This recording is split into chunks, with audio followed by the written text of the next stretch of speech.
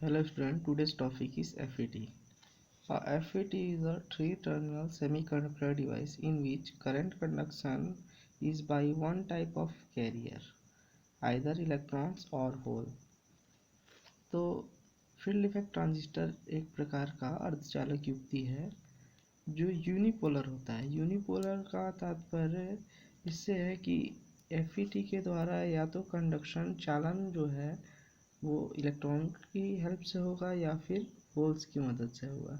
जैसा कि हम पढ़ चुके हैं कि इलेक्ट्रॉन जो है नेगेटिव चार्ज के लिए ऋणात्मक धारा वाहक होते हैं, जबकि होल जो है पॉजिटिव धनात्मक धारा आवेश वाहक होते हैं। तो FET एक ऐसा सेमीकंडक्टर डिवाइस है, युक्ति है, जो किसी एक कारण से करंट का कंडक्शन करता है, इसलिए इसे UJT भी कहा जाता है, यूनिपोलर जंक्शन ट्रांजिस्टर कहा जाता है। जबकि BJT जो इससे पहले हम पढ़ चुके हैं, BJT जो बाईपोलर जंक्शन ट्रांजिस्टर जो आमतौर पर ट्रांजिस्टर होता है। अगर इसकी बात करें तो यह भी सामान्यतः ट्रांजिस्टर के ही जैसा होता है, जिससे कि हम इसकी उपयोग एम्पलीफायर के लिए, स्विच के लिए कर सकते हैं। इसमें भी मुख्यतः 3 टर्मिनल होता है, जिसे ड्रेन, गेट और सोर्स कहते हैं। इसकी जो सांकेतिक डायग्राम है वो कुछ इस प्रकार से है। इस टर्मिनल को ड्रेन कहा गया है, इसे गेट और इसे सोर्स कहा गया है। अब यह मुख्यतः 2 प्रकार का होता है, एक N चैनल होता है और एक P चैनल होता है। ये एरो इंटर कर रहा है तो ये N चैनल FET, और एरो अगर गेट से एग्जिट होगा तो वो P चैनल FET कहलाएगा। ये गेट है, ये ड्रेन है और ये आपका सोर्स है। तो ये मुख्यतः 2 प्रकार का होता है, जिसे हम आसानी से इस डायग्राम से समझ सकते हैं। 3 टर्मिनल डिवाइस, ड्रेन, गेट और सोर्स। यह अगर हमारे बार्स जो है वो N टाइप्स के सेमीकंडक्टर को लिया जाए तो वो N चैनल FET कहलाते हैं। और अगर ये जो बार होते हैं, अगर ये बार P टाइप्स के मटेरियल का लिया जाए तो इसे P चैनल JFET कहते हैं, जंक्शन फील्ड इफेक्ट ट्रांजिस्टर कहते हैं।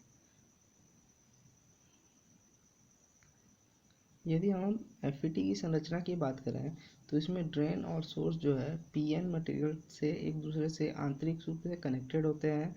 आंतरिक इनकी कनेक्शंस होती हैं, जबकि गेट जो होता है ये दोनों का कॉमन होता है। गेट टर्मिनल कॉमन होता है, जबकि ड्रेन और सोर्स एक दूसरे से PN अरेंजमेंट के द्वारा इंटरनली कनेक्टेड होते हैं। आइए अब हम बात करते हैं principle and working of JFET के सिद्धांत और कार्यप्रणाली की हम बात करेंगे इस सेशन में। जैसा कि हमारा जो FET है, field effect transistor, 3 terminal device होता है, ड्रेन, गेट और सोर्स। ड्रेन और सोर्स के बीच पे जो आरोपित वोल्टेज है VDS, जबकि गेट और सोर्स के बीच का जो वोल्टेज है वो VGS है।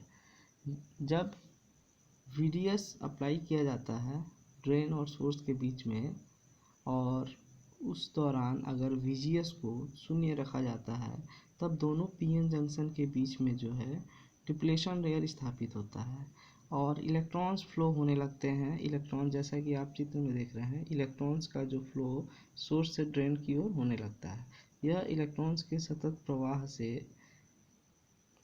इलेक्ट्रॉन सोर्स से ड्रेन की ओर मूव होने लगते हैं, जिस दौरान VGS जो है गेट और सोर्स के बीच का वोल्टेज 0 होता है। तब ड्रेन करंट जो है ID वो ड्रेन टू सोर्स फ्लो होने लगते हैं। जैसा कि हम जानते हैं कि करंट का जो फ्लो होता है वो इलेक्ट्रॉन्स के फ्लो के हमेशा अपोजिट डायरेक्शन में होता है, और यहाँ पे VDS पॉजिटिव है। VDS अप्लाई करने से इलेक्ट्रॉन्स जो है सोर्स से ड्रेन की ओर फ्लो हो रहे हैं। Then after drain current ID flow from drain to source. आइए अब दूसरे केस की स्टडी करें, दूसरे केस की बात करें फील्ड इफेक्ट ट्रांजिस्टर के लिए। जब हम FET जंक्शन में फील्ड इफेक्ट ट्रांजिस्टर में अगर VGS रिवर्स बायस में अप्लाई करें तो उस दौरान जो है हमारे पीएन जंक्शन में डिप्लेशन लेयर का मान जो है बढ़ने लगता है, और डिप्लेशन लेयर के मान के बढ़ने के कारण जो होता है अपने इलेक्ट्रॉन्स के मार्ग में बाधा उत्पन्न होती है। इलेक्ट्रॉन्स के मार्ग में व्यवधान उत्पन्न होता है जो कि कंडक्टिंग चैनल को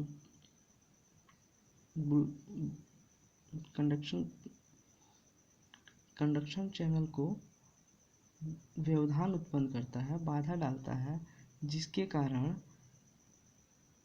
जिसके कारण ड्रेन से सोर्स के बीच का जो करंट है उसके मान में गिरावट आता है। ड्रेन से गेट का ड्रेन करंट जो है उसके मान में काफ़ी गिरावट आती है। ठीक इसके अपोजिट अगर पहले केस की बात करें, जब VGS जो है 0 अप्लाई किया गया था और VDS drain source voltage apply करने के कारण यहाँ पे डिप्लेशन लेयर का मान कम होता था, इलेक्ट्रॉन्स आसानी से फ्लो होते थे इस चैनल में, जिसके कारण ड्रेन करंट फ्लो होता था। तो यह FET और उसके कार्य सिद्धांत वर्किंग प्रिंसिपल का टोटल है।